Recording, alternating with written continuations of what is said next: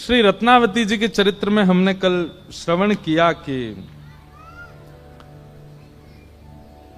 छोड़ी कुल की कहानी,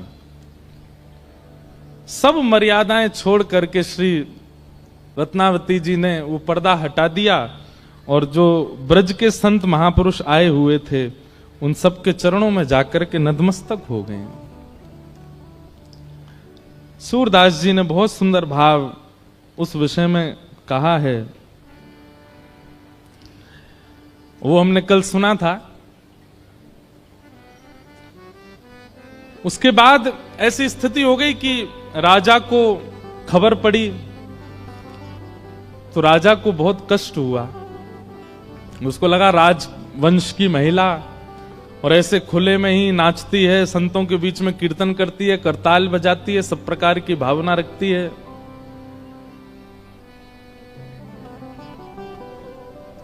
लोचन लोचन भय श्याम के चेहरे, लोचन भय श्याम के चेहरे, लोचन भय श्याम के चेहरे, लोचन भय श्याम के चेहरे। सूरदास जी कह रहे हैं, एते पे सुख पावत कोटिक, एते पे सुख पावत। भैया ये शब्द सूरदास जी के हैं, मीराबाई के पद, सूरदास जी के पद। जब ये पद आचार्यों के गाए जाते हैं ना, इनमें शांत मत बैठा कीजिए, गाया कीजिए। ये वो पद हैं जिनमें ठाकुर जी थिरकते हैं, ठाकुर जी प्रकट होते हैं। इन शब्दों, ये शब्द भले ही पुराने होंगे पर इन शब्दों में वेदों का सार छिपा है। इसलिए सुनकर के दोहरा के गाया कीजिए। हमको पता है भागवत की कथा जब हम करते हैं तब हमको इतना अवसर नहीं मिलता पद गाने का। ये स्वच्छंद कथा होती है ना, इनमें हम खुली छूट है हमारी, हम खूब गाते हैं, नए नए पद लेके आते हैं। इसलिए आप गाइए साथ में। एते पे सुख पावत कोटिक, एते पे सुख पावत कोटिक, मोतन फेरी नहेरे, मोतन फेरी नहेरे, लोचन भय श्याम के चेहरे, लोचन भय श्याम के चेहरे। चेले मतलब चेला क्या करता है? जिसका चेला बन जाता है वो जो चाहे वही खाएगा, वही देखेगा, वही घूमेगा, वही डोलेगा। रत्नावती जी की स्थिति ऐसी हो गई है कि उनको कुल मर्यादा अब दिखती नहीं है, उनको अपने पति का भाव दिखाई नहीं देता है। लोग बाग क्या कहते हैं, क्या सोचते हैं, ये स्थिति केवल रत्नावती की नहीं, यही मीराबाई की है, यही सूरदास जी की है, यही कुम्मनदास जी की है, यही करमेती बाई की है। जो भी भगवत पथिक है उन सबकी स्थिति को सूरदास जी गा रहे हैं। उनके नेत्र कैसे हो जाते हैं? बोले ठाकुर जी के चेहरा बन गए, अब जैसे ठाकुर जी चाहेंगे वैसे घूमेंगे। लोचन भय श्याम के चेहरे, लोचन भय श्याम के चेहरे, हा हा करत परत हरि चरणन, हा हा करत परत हरि चरणन, हा हा करत परत हरि चरणन,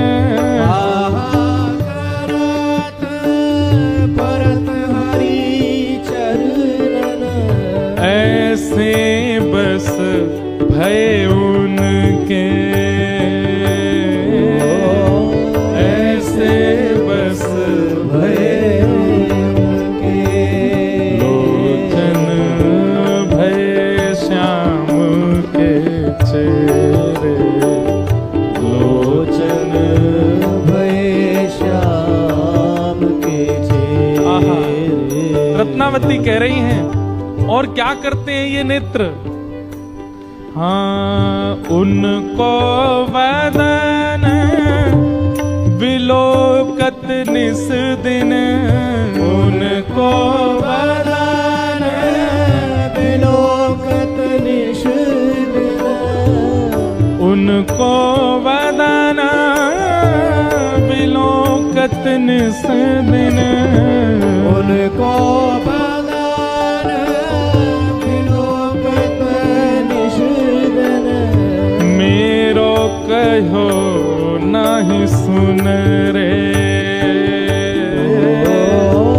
मेरो कहो ना सुन रे। लोचन भय श्याम के चेहरे, लोचन भय श्याम के चेहरे। एक वल्लभ कुल में एक महाराज हुए, श्री हरिराय महाप्रभु। श्री हरिराय महाप्रभु जी के जितने भी पद हैं उनमें छाप है रसिक प्रीतम। तो जो गोवर्धन की रही है तलेटी वो उन्हीं का ही है। रसिक प्रीतम हित चित की बातें, वे आचार्य चरण थे, लेकिन सब जगह उनके पद में छाप मिलती है रसिक प्रीतम। उनका एक पद मैंने गाया था, नैनन में ही राखूं पिया तो है। बहुत सुंदर पद है। नैनन में ही राखूं पिया तो है, तुम्हारी एक रोम की छवि पर जगत वार सब लाखों। हे राधारमण लाल, आपके मुख पे, आपके यौवन पे जगत वारूं, ये तो बहुत छोटी बात होगी। आपका एक रोम अधिकारी है जगत के वारने का। लेकिन क्या करें, हम जगत ही वार सकते हैं, लेकिन आपके सर्वांगीण रूप पर यदि वार ना हो तो जगत कम पड़ेगा। एक रोंक अधिकार रखता है जगत की न्योछावर लेने का। तुम्हारी एक रोंक की छवि पर जगत वार सब लाखों, भेंटूंगी अंग सकल सांवल को, अधर सुधारस चाखूं।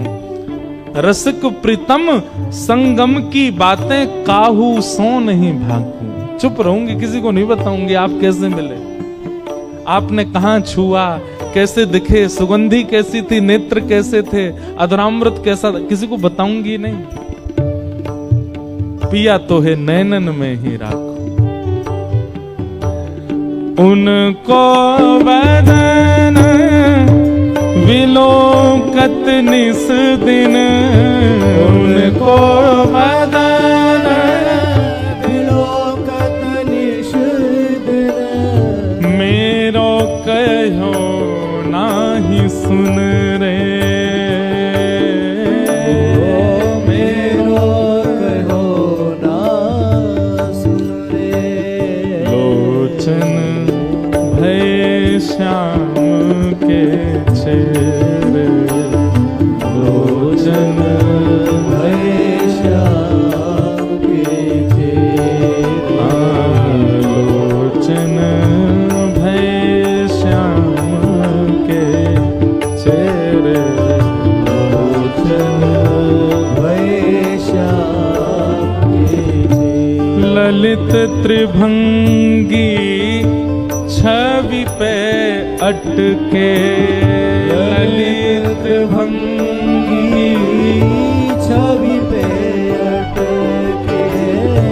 ललित त्रिभंगी छवि पे अटके, ललित त्रिभंगी छवि पे अटके। फटके मुंह से तोरे, फटके मुंह से तोरे। या फिर कहो हाँ, ना तो मुंह से तोरे, ना तो मुंह से तोरे। लोचन भय श्याम के चेहरे, लोचन भय श्याम के चेहरे, लोचन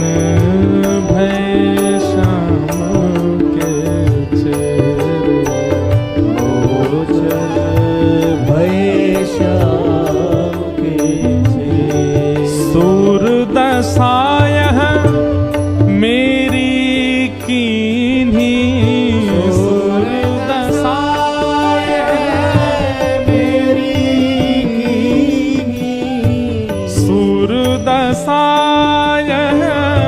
रत्नावती कह रही हैं मेरी तो ये दशा कर दी इन्होंने, ये अटक गए व त्रिभंग लली के रूप में मोते सबरे नाते तोड़ दिए। मैं कहूं मूंद जाओ, नहीं माने, उनको ही देखते रहे, उनमें अटक गए। कितने सुंदर भाव है। सूरदशाय मेरी कीन्ही, मेरी जो दशा है इनमें पूरा कारण ये नेत्र हैं। और आपन हरि से जोरे,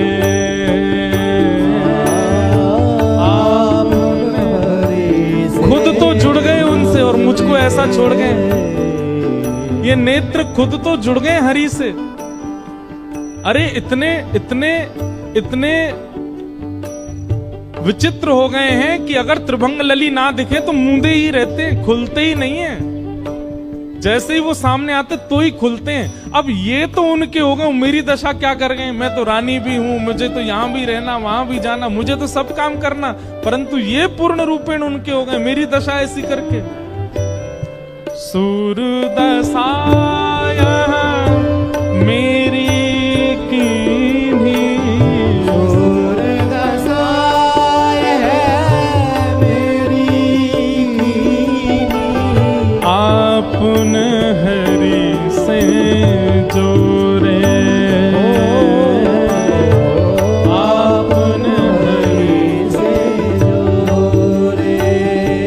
लोचन भय श्याम के चेहरे, लोचन भय श्याम के चेहरे, लोचन भय श्याम के चेहरे, लोचन भय श्याम के चेहरे।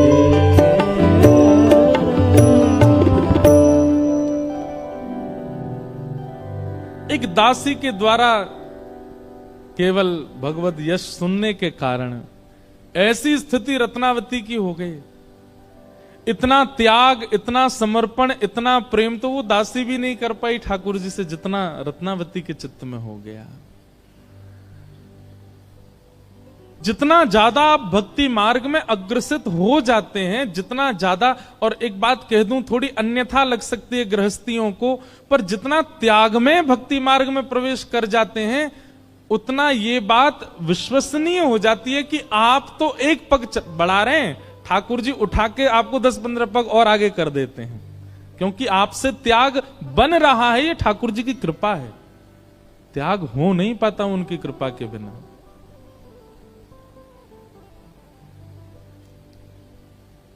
अब पत्नी, बच्चे, परिवार, धन, संपत्ति, इनको त्यागने की बात तो कहनी नहीं चाहिए मंच से। आप तो यह त्याग के दिखा दो, बस मान जाएंगे आपको। यह त्याग के दिखाई दो। महाराज, पत्नी छोड़ना आसान है आज की डेट में, कितने डिवोर्स हो रहे हैं देखो। बच्चों को छोड़ना भी आसान हो गया है, परिवार को छोड़ना भी आसान हो गया है। कहां तक कहें, मूड मुड़ाए संत बनना आसान है गोया आजकल तो, लेकिन फोन छोड़ना आसान नहीं है। महात्मा बन के भी फोन नहीं छोड़ पा रहे। आप कहोगे महाराज जी पहले खुद तो हम क्या को छोड़े, हमारे तो पदयाम है, हमारी तो कथा पूरी सब पद पदावली, हम तो यही थे सब याद करें।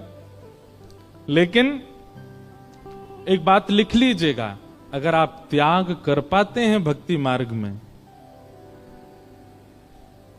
तो ये ठाकुर जी की कृपा है। आप तो नहीं कर सकते, ठाकुर जी करवा रहे हैं। रत्नावती स्थिति में आ गई। अब इनके पिताजी, इनके पतिदेव दिल्ली में थे और रत्नावती जी के एक पुत्र हैं। वो पुत्र भी पिता के साथ ही दिल्ली गए हुए थे। इनके पुत्र का नाम प्रेम सिंह। जैसे ही राजा को पता चला कि रत्नावती जो है वो तो संतों के बीच जाती हैं, उनके बीच नृत्य करती हैं, उनको भोजन पवाती हैं और सब कुल खानदान की मर्यादा सब तोड़ दी। ये बात राजा को पता चली ही थी, बड़े चिंता में बैठे थे राजा, अब क्या करें कैसे करें। इतने में ही प्रेम सिंह पुत्र जो हैं उनका आना हुआ पिता के पास, और पिताजी उनको संबोधित कर रहे हैं, देखो आ गया बैरागन का बेटा, देखो आ गया उस साधु मूड मुड़ाई का बेटा। और ऐसे मंत्रियों से कहकर के हंसी करने लगे। प्रेम सिंह जी ने जब ये बात सुनी तो मन में उनके क्षोभ हुआ कि मेरे मां के भक्ति भाव में अग्रसित होने पर पिताजी इस प्रकार का उपहास कर रहे हैं हमारा। तो प्रेम सिंह ने अपनी माताजी को पत्र लिखा और पत्र में लिख करके बताया, बोले मां आज भरी सभा में मैं जैसी गया पिताजी ने मेरा अपमान किया, ये कहकर के देखो मूड मड़ाई का बेटा आ गया, बैरागण का बेटा आ गया। लेकिन मां मैं आपके चरणों में निवेदन करना चाहता हूं, मैं आपसे ये बात कहना चाहता हूं, मैं आपसे निवेदन करना चाहता हूं, ये हमारा अपमान नहीं है, ये हमारा सौभाग्य है कि हमारा परिचय अब ठाकुर जी से किया जा रहा है। बंधुओं एक बात बहुत ध्यान से सुनिएगा, कोई व्यक्ति अमृतसर में रहता है, वो हमारे ब्रज में आवे और वाको जैसी परिचय दी हो जाए ये अमृतसर से आए, तो अमृतसर नाम आते ही पता है क्या याद आता है? अमृतसरी कुलचा, अमृतसर के पेड़ा की लस्सी, तीसरे नंबर पर फिर गोल्डन टेम्पल, फिर बागा बॉर्डर आदि आदि। लेकिन आप लोग खुद सोचो, जैसे ही कोई नाम लेता है मीराबाई, क्या याद आता है चित्त में? श्री ठाकुर जी, गिरधर लाल। जैसे कोई नाम लेता है गोस्वामी तुलसीदास जी, चित्त में कौन आते हैं? राम जी आते हैं, हनुमान जी आते हैं। जैसे कोई नाम लेता है हमारे चित्र विचित्र महाराज का, बिहारी जी याद आते हैं, पूनम दीदी का, हमारी किशोरी जी याद आती हैं।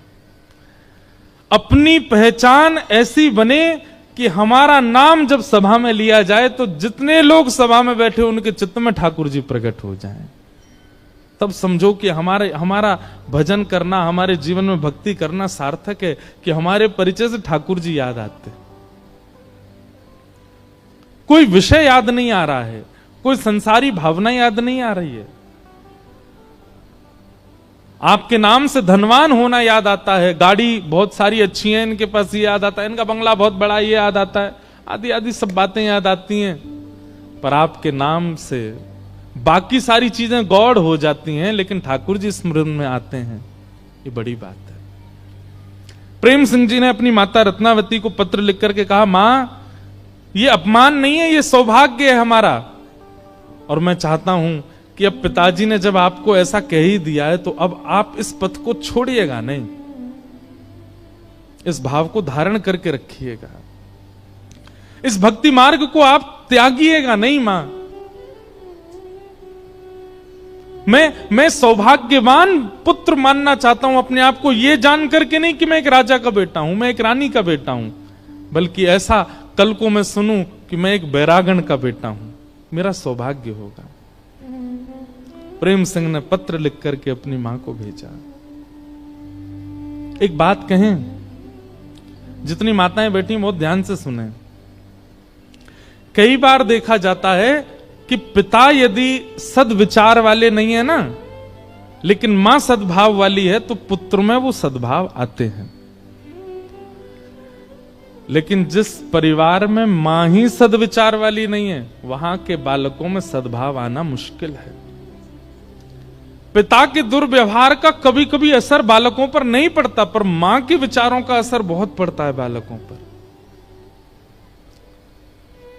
हम तो निवेदन करते हैं कथा में कि मातृ जीवन होना, एक स्त्री होना, ये तपस्या से कम नहीं है। इसको बस समझ जाए, कोई माता समझ जाए, बहन समझ जाए कि मेरा जीवन तपस्या है। बहुत बहुत संभल करके अपना जीवन जिए तो उसके पिता, उसके भाई, उसके पुत्र तीनों विश्व का कल्याण करने वाले होते हैं। आज बहुत अच्छी बात हो रही थी, कब कक्ष में हम बैठे तो जिनके घर हम रुके वो बोली कि हम तो हाउस वाइफ हैं। तो साथ में एक और बहन बैठी थी, वो बोली आप कैसे कह सकते हैं कि आप हाउस वाइफ? आपने पति को बनाया, आपने पुत्र को बनाया, आपने पिता को बनाया, आप केवल गृहलक्ष्मी नहीं, सब कुछ आप ही तो कर रही हैं। बहुत संभल करके जीवन यदि जिए तो प्रेम सिंह जैसा पुत्र होगा। अपनी मां को कहा कि मां, मैं आपसे बस प्रार्थना करूंगा कि बस ये जो भक्ति का भाव आपने चित्त में धारण किया, इससे घबराइएगा नहीं, मैं हूं आपके साथ। मेरा सौभाग्य होगा कि कल मुझे कोई वैरागण का बेटा कहे तो। रत्नावती जी के हाथ में जब ये पत्र आया, अपने पुत्र के पत्र को पुष्प अर्पित करके, इत्र अर्पित करके रत्नावती जी हृदय से लगा करके आनंदित हो गई। तुरंत केश अपने जो अद्भुत एक स्वरूप सबसे बड़ा यदि किसी का होता है, वो भी माताओं का विशेष रूप से वो होता है उनके केश। केश त्याग की परंपरा यदि शास्त्रों में देखी जाए तो दो भाव से की जाती है। एक तो जब विरक्त हो जाता है व्यक्ति, इसको किसी संसार के किसी भाव से मेल मिलाप नहीं, तो वो केश त्याग देता है। दूसरा, मेरे स्वरूप से कोई रीझे ना, इसलिए भी केश त्याग किया जाता है।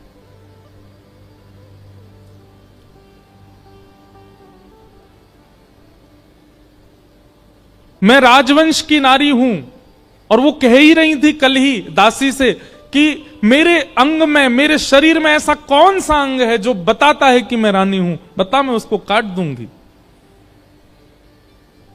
और आज अपने पुत्र का पत्र देख करके कि मां, मुझे गौरव होगा अगर कल कोई कहे कि मैं एक बैरागन का बेटा हूं। गई रत्नावती और जाकर के अपने केश मुड़ा दिए। जैसे ही रत्नावती आई सभा में, अन्य राजकन्याओं ने देखा, अन्य महारानियों ने देखा, राजमाता ने देखा, सब अपने मुख पर हाथ रख करके, सबके नेत्रों में आंसू, सब चर्चा करने लगे, पूरे नगर में हल्ला हो गया। लेकिन रत्नावती के मुखमंडल पर वो प्रसन्नता है। क्यों?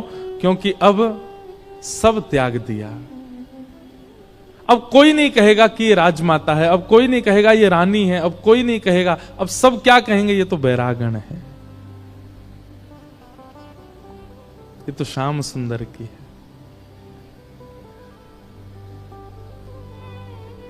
मीराबाई कहती हैं, हो बाला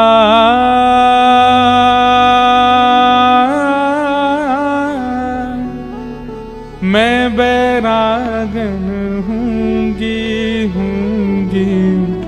मैं बैरागन होंगी, मैं बैरागन हूँ। हाँ हूंगी, मैं बैरागन हूंगी, मैं बैरागन हूँगी।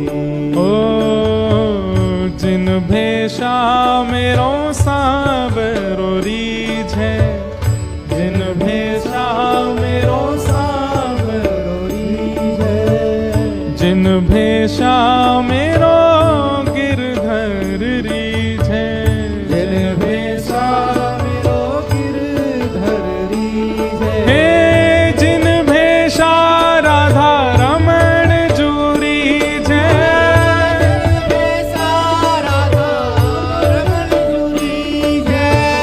जिन भेषा प्यारों गिरधर रीझ है, जिन भेषा प्यारो गिरधर रीझ है। जिन भेषा मेरो सद्गुरु रीझ है, जिन भेषा मेरो सद्गुरु रीझ है। जिन भेषा श्री वृंदावन रीझ है, जिन भेषा श्री वृंदावन रीझ ये है। वृंदावन सदगुरु रीझे ठाकुर रीझे, इनका मतलब क्या है कि जब आप वैष्णव तिलक उर्दपुंड धारण करते हैं, गले में कंठी माला पहनते हैं, हाथ में नाम जप माला लेकर के जब चलते हैं, जब निकलते हैं, तो दूर खड़ा व्यक्ति कहता है भैया कोई वृंदावन को वैष्णव है, कोई वृंदावन जाने वाला होगा जरूर। अरे महाराज आप तिलक लगा करके अमृतसर में घूम लीजिए, दुकान पर जाएंगे, कहीं भी जाएंगे, एक व्यक्ति तो ऐसा मिलेगा पूरे दिन जो आपसे राधे राधे कह जाएगा। क्यों? जब कोई आपसे राधे राधे बिना परिचय के बोल जाए, जय श्री कृष्ण बिना परिचय के बोल जाए, तो समझ जाना वृंदावन रीझ गया, सदगुरु रीझ गए, ठाकुर रीझ गए हमसे। ओ जिन भेषा मेरो साबरो रीझे, जिन भेषा मेरो साबरो रीझे, मैं सो ही भेष धरूंगी हो, मैं तो सो ही भेष धरूंगी।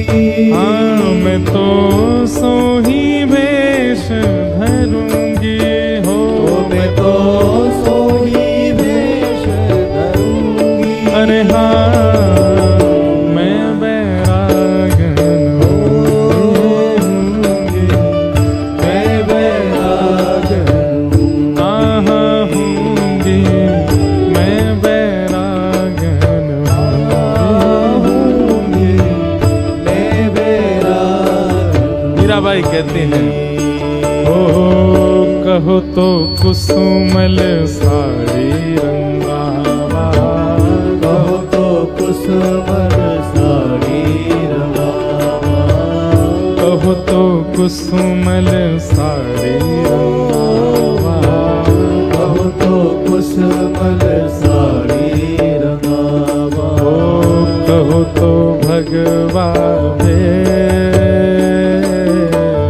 कहो तो भगवा भेष, हाँ कहो तो मोतियन मांग भरावा, कहो तो मोतियन मांग भरावा, कहो तो मोतियन मांग भरावा, कहो तो मोतियन मांग भरावा, हाँ कहो छिटकावा के वाला कहो छिटकावा के, हाँ बाला कहो छिटकावा के, वाला कहो छिटकावा के।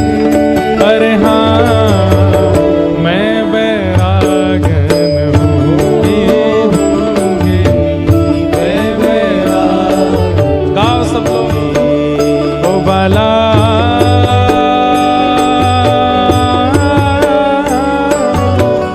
मैं बैरागन होंगी, मैं बैरागन होंगी, मैं बैरागन होंगी, मैं बैरागन मैं बैरागन। श्री राधा रमण लाल की।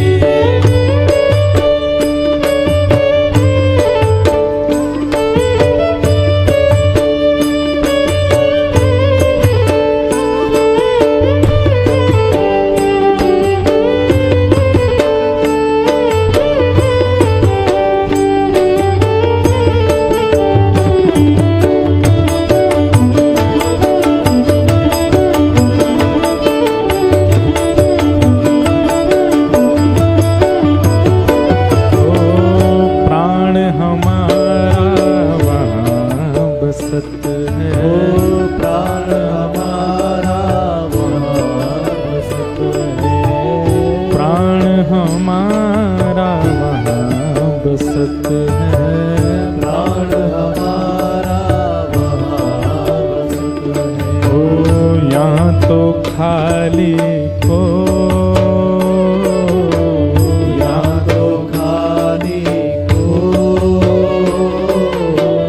मात पिता परिवार सोई है, मात पिता परिवार सोई है, मात पिता परिवार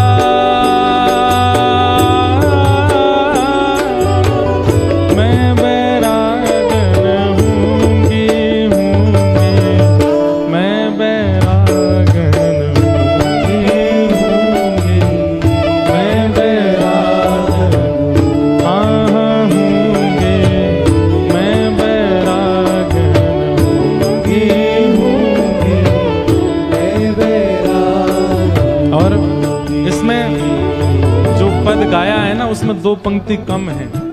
क्या कहते हैं मीराबाई?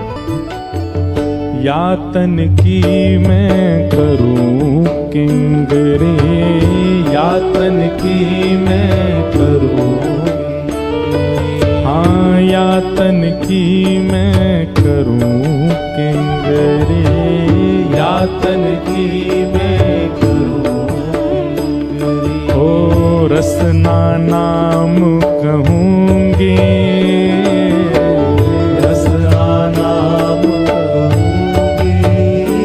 ओ मीरा के प्रभु गिरधर नागर, मीरा के प्रभु गिरधर नागर, मीरा के प्रभु नटवर नागर, मीरा के प्रभु नटवर नागर। मैं तो साधु संग करूंगी हो, मैं तो साधु संग करूंगी हो, मैं तो वैष्णव संग करूंगी, हाँ मैं तो वैष्णव संग करूंगी। अरे हाँ मैं बैराग होंगे, मैं बैराग हाँ होंगी, मैं बैराग होंगे, मैं बैराग ओ बाला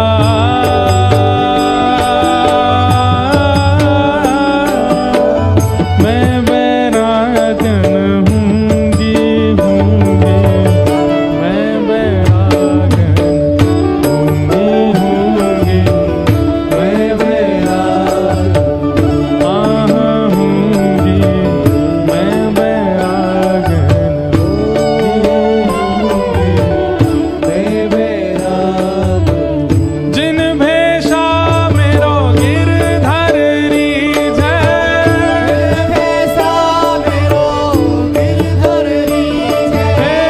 जिन भेषा मेरो सांवरो रीझै,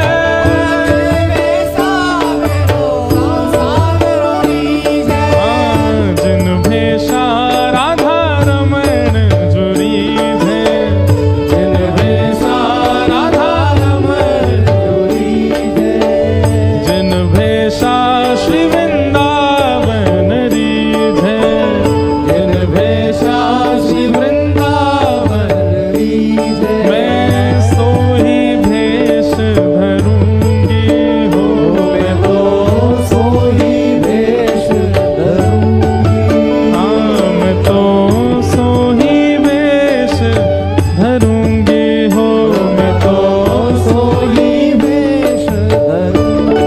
अरे हाँ मैं बैरागन हूँगी, हूँगी मैं बैरागन हाँ हाँ हूँगी, मैं बैरागन हूँगी, हूँगी मैं बैरागन ओ हूँगी, मैं बैरागन हूँगी, हूँगी मैं बैरागन हाँ हाँ हूँगी, मैं बैरागन हूँगी, हूँगी मैं बैरागन।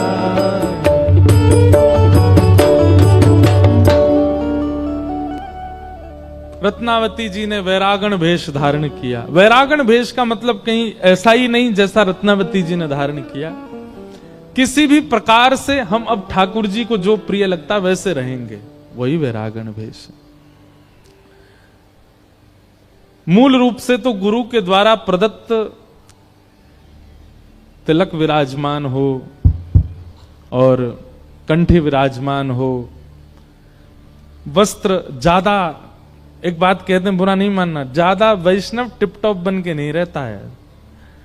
टिप टॉप तो लाला बन के रहे, टिप टॉप तो श्री जी बन के रहेंगे, वैष्णव तो सरल रहता है, सहज रहता है। वो तो सीधा श्रृंगार है उसका, उसका श्रृंगार नाम है, उसका श्रृंगार दर्शन है, उसकी श्रृंगार कथा है। वो सामाजिक श्रृंगार में नहीं रहता। और मैं तो ऐसा कहूं कि वैष्णव तो ऐसा बन के रहे कि काउदना ठाकुर जी को दया आ जाए, ठाकुर जी पकड़ के श्रृंगार कर दें। आ जा तू ऐसा डोलो अल्लाह, मैं तेरा श्रृंगार करूं। रत्नावती जी ऐसे रहने लगी। वहां दिल्ली में इनके पुत्र प्रेम सिंह को पता चला कि मां ने बैरागण वेश धारण कर लिया।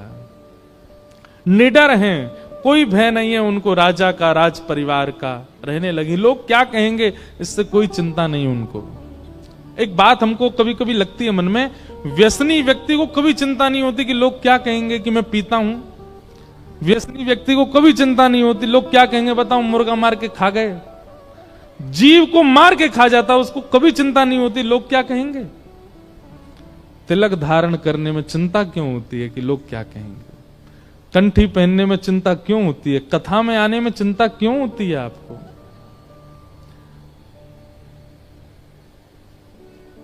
कम से कम मांस मदिरा के कहलाना आजकल फैशन हो गया है क्या। कितनी विचित्रता, ये कलयुग नहीं है तो क्या है। हमको चिंता हो जाती है कि लोग क्या कहेंगे, हमने तिलक लगा रखा है। चिंता नहीं। रहने लगी रत्नाबाई। पुत्र को पता चला तो पुत्र ने अपने सभा में उत्सव मनाया। पिता के कानों में गूंज जाने लगी उत्सव की। मंत्री को भेजा, जाके देख के आओ ये उत्सव किस बात का मन रहा है। प्रेम, ये बैरागण का बेटा बड़ा उत्सव नाच रहा है आजकल। जाकर के किसी ने पूछा, बोले उत्सव किस खुशी में, क्या बात है। प्रेम सिंह मानो अटारी पर खड़े होकर के और जोर जोर से चिल्ला करके बधाई देते हुए कह रहे हैं, आज मेरा परम सौभाग्य, मेरा जन्म लेना सार्थक हो गया। मैं एक बैरागण का बेटा हूं, मेरी मां बैरागण हो गई, मेरी मां ठाकुर जी की हो गई। और वो कहता है, मैं ऐसी मां का पुत्र हूं जिसका तन भक्त है और जिसकी आत्मा श्री कृष्ण है। मैं उनका पुत्र हूं, इसलिए मैं उत्सव मना रहा हूं। सबको लड्डू बांट रहे हैं, सबको माला पहना रहे हैं कि मैं ऐसी भक्तिमती मां का पुत्र हूं। मंत्रियों ने जाकर के राजा को यह बात बता दी कि वो तो उत्सव मना रहे हैं। बात सुनकर के राजा को क्रोध आया और अपने पुत्र पर ही चढ़ाई करने के लिए उन्होंने सेना तैनात कर दी। यहां से प्रेम सिंह को पता चला पिताजी लड़ने के लिए आए मुझे नष्ट करने के लिए, तो वह भी पूरी सेना लेकर तैयार हो गए। बोले कि मैं मातृ भक्त के भक्ति रूप की रक्षा के लिए अपने प्राण गंवाने पड़े गवा दूंगा, लेकिन जीवन भर ये तो रहेगा कि मैं एक भक्त का पुत्र हूं। लोगों के समझाने पर दोनों में युद्ध शांत हुआ, नहीं तो युद्ध करने वाले थे।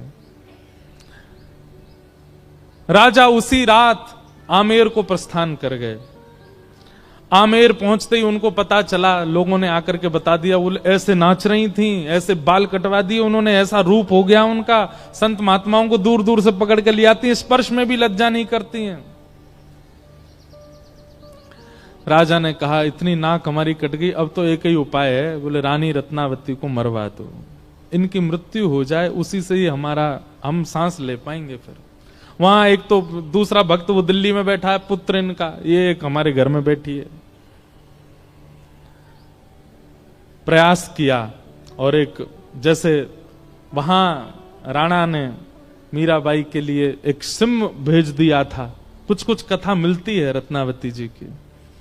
यहां भी एक शेर भेज दिया, एक भूखा शेर पिंजड़े में था, उसको छोड़ दिया। रत्नावती जी संत निवास में रहती थी, वहीं छोड़ दिया उसको। जैसी गर्जना करके द्वार पर सिंह आया, इतनी निर्भय हो चुकी हैं, उनके मन में किंचित भी ये भाव नहीं आया कि कोई जीव आया है, कोई जंतु आया है, कोई सिंह आया है। धाड़ सुनते ही चित्त नेत्र बंद हो गए और तुरंत मन में भाव आया, ओहो, प्रहलाद की रक्षा करने के लिए नृसिंह रूप धारण किया था हरि ने, वही आए हैं। आज मेरे हरि नृसिंह बन के आए हैं। दौड़ करके मंदिर गई, माला लेकर के, तिलक लेके, पूजा थाल लेकर के, और पहुंच गई।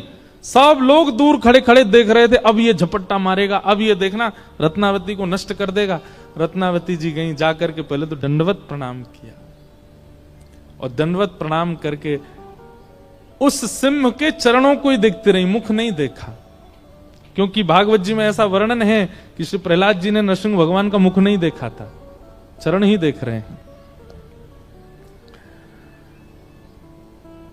समीप जाकर के तिलक किया, बिल्कुल हाथ भी नहीं कांप रहे उनके, माला पहनाई, आरती करी और नैवेद्य पधरा दिया। सब लोग देख करके अचंभित रह गए और रानी रत्नावती के नेत्र सजल।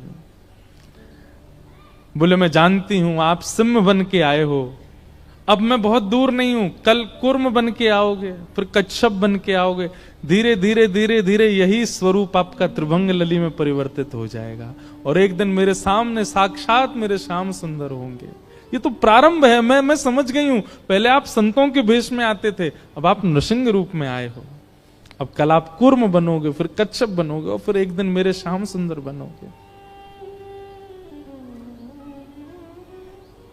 ये तो रत्नावती हैं जो कि सिंह में ठाकुर जी को देख रही हैं। वहां हमारे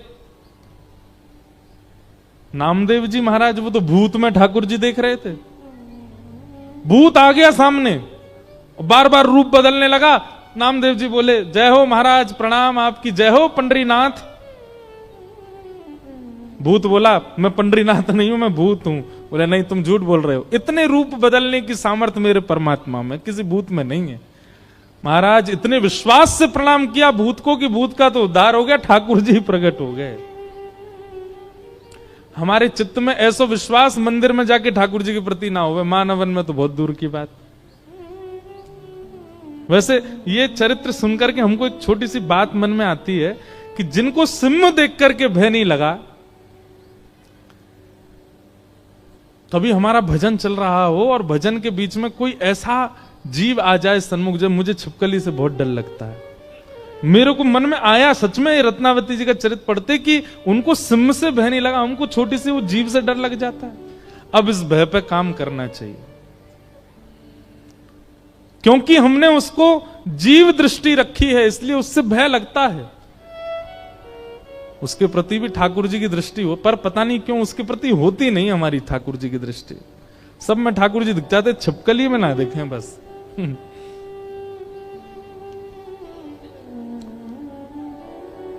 हम तो कभी कभी हमारे लाल जी को श्रृंगार हुए ना, तो मकराकृत कुंडल जो मकर के आकार के होते हैं, मकर माने मगरमच्छ, मगरमच्छ का आकार भी वही होता है। मैं तो धारण ही नहीं करा था लाल जी को, वो मकराकृत जैसी आमे। मैंने की लाल जी मोह तुम्हें देख के डर लग रहा हो, तुम्हें कितना लग रहा हो। लेकिन आज ये चरित्र कह के मन में आता है कि यह भी एक भजन का स्वरूप है कि आपको जिससे भय लगता है उसमें भी परमात्मा दिखने लगे, तो समझो आपका भजन फलीभूत हो रहा है। निर्भयता, प्रणाम किया और माला पहना करके दंडवत किया। मैं प्रतीक्षा करूंगी कि आप त्रिभंगी बन के कब आओगे। ये प्रणाम किया, सिंह पीछे मुड़ गया और जितने लोग उसको पिंजरा में पकड़ के ले गए थे और वहां खड़े थे छिप छिप के, उस सिंह ने जा करके उन सबको नष्ट किया, सबको नष्ट करके दूर जंगल में भाग गया। ये बात राजा को पता चली।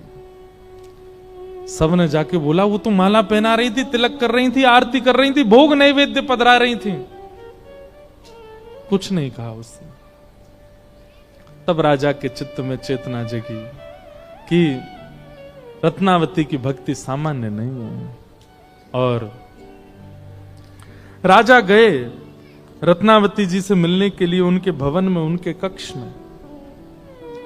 राजा ने जाकर के प्रणाम किया। रत्नावती जी रहती संत निवास में थी, राजकीय आभूषणों का ना प्रयोग करती थी, ना वहां से कोई चीज लेती थी। पिता ने दहेज देते समय जितनी सामग्री दी थी उन्हीं को बेक बेक करके अपना ठाकुर जी का भोजन और ठाकुर जी का श्रृंगार तैयार करती थी। राजा का 1 रुपया प्रयोग में नहीं लेती थी। लेकिन राजा को अब लगने लगा कि अब ये मेरी पत्नी नहीं, अब इनके प्रति भक्त दृष्टि में रखूं। चरणों में प्रणाम करके कहा, आप, ये भवन आपका है, ये महल आपका है, मैं आपका दास हूं, सब आपके हैं, आप स्वीकार करो। रत्नावती जी कहती नहीं, अब नहीं, हमारे गोपाल जी सब व्यवस्था हमारी कर रहे हैं, अब तो बस प्रतीक्षा है कि कब श्याम सुंदर मिलें और बस ये जीवन का अंत हो जाए। इस प्रकार अपने कुल का, संपूर्ण राजवंश का, आमेर वंश का कल्याण किया श्री भक्तिमती रत्नावती जी ने। कितने भाव सीखने को मिले रत्नावती जी से कि भगवत चर्चा सुनाने वाला कौन है, कैसा है, ये विचार नहीं करना है। वो अगर दास भी है तो उससे भी सुनो। दूसरा, भगवत चर्चा जीवन में आने के बाद गति प्रतिदिन बढ़नी चाहिए। 10 नामा अपराधों में एक अपराध बताया गया कि आज जितना ठाकुर जी से प्रेम है, कल यदि उससे दुगना नहीं हो रहा है तो आप कहीं अपराध कर रहे हो भक्ति में। प्रतिदिन आपका प्रेम बढ़ना चाहिए। यदि वो प्रेम बढ़ता नहीं है, केवल उतना ही है जितना पहले था, आप किसी का भी नाम ले लीजिए, जितने भी भक्त चरित्र कहे जाते हैं, सब भक्तों के प्रेम बड़े हैं प्रतिदिन। और हमारा उल्टा है, हम पहले तो बढ़ते हैं और फिर एक स्थिति में आने के बाद हम गिरने लग जाते हैं। वहां से हमारा प्रेम, हमारा स्वभाव, हमारा व्यवहार, हमारी स्थिति पर घटती है। ये अपराध के कारण होता है और इसमें सबसे ज्यादा वैष्णव अपराध। हम आपसे बार बार कहेंगे भक्त अपराध से बचिए, और अनजाने में भी होता है तो भी जितने वैष्णव दिखते हैं सबसे क्षमा मांगो। ये प्रेम घटना नहीं चाहिए, तो बढ़ना चाहिए।